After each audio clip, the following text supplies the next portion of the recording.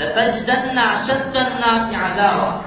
குர்ஆன் சொல்லுகிறது நபியை பார்த்து, நபியே மக்களிலே ரொம்ப கொடுமையான எதிரியாக நீங்கள் யூதர்களை பெற்றுக் கொள்வீர்கள். யாரெல்லாம் ஈமான் கொண்டிருக்கிறார்களோ, அல்லாஹ்வுக்கு கட்டுப்பட்டு வாழுகிறார்களோ, அவர்களை எல்லாம் யூதர்கள் எதிரியாகத்தான் பார்ப்பார்கள். ஒருபோதும் அவர்கள் நண்பர்களாக பார்க்க மாட்டார்கள் என்கிறது குர்ஆன் ஷரீஃப். இந்த ஆயத்தினுடைய விளக்கவுரை இமாம் ராஸி ரஹ்மஹுல்லாஹ் அவர்கள் ஒரு வரலாற்று ஒரு ஹதீஸை சொல்லுவார். ஸல்லல்லாஹு அலைஹி வஸல்லம் அவர்கள் சொன்னார்கள், மா ஹலா யஹூதியான் பி முஸ்லிமின் இல்லா ஹம்மா பி கத்லிஹி. ஒரு முஸ்லிமோட ரெண்டு யூதர் உட்கார்ந்து இருந்தாங்கன்னா அந்த முஸ்லிமை கொலை செய்யறதுக்கு நினைப்பாங்க. ஸல்லல்லாஹு அலைஹி வஸல்லம் ஹதீஸ், மா ஹலா யஹூதியான் பி முஸ்லிமின் இல்லா ஹம்மா பி கத்லிஹி. அவனை கொலை செய்வதற்கு நினைப்பான்.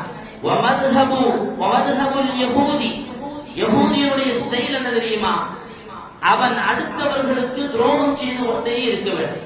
யாரெல்லாம் யாரெல்லாம் அவனுக்கு எதிராக இருக்கிறார்களோ, அவருடைய கொள்கைக்கு எதிராக இருக்கிறார்களோ,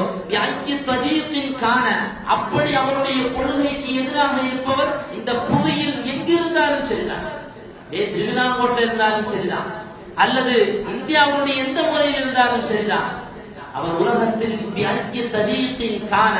எங்கிருந்தாலும் யஹூதியனுடைய யூதனுடைய அந்த கொள்கைக்கு மாறு செய்கிறார்களோ,